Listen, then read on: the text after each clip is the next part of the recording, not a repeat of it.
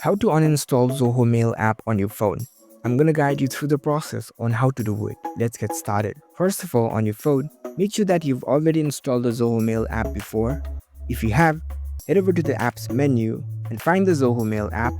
Once you locate the Zoho Mail app, in order to uninstall this app on your phone, you can simply tap and hold on the app icon of the Zoho Mail. Before uninstalling this app, make sure that you are already signed out of your account. If you have any important emails, you can export them too. Once you are secured with your data and you want to finally uninstall this app, you can come over here, tap and hold on the app icon, and here you can see this uninstall option. Tap on it. It will ask you for your confirmation if you really want to uninstall this app. If you are sure, you can tap on this OK button.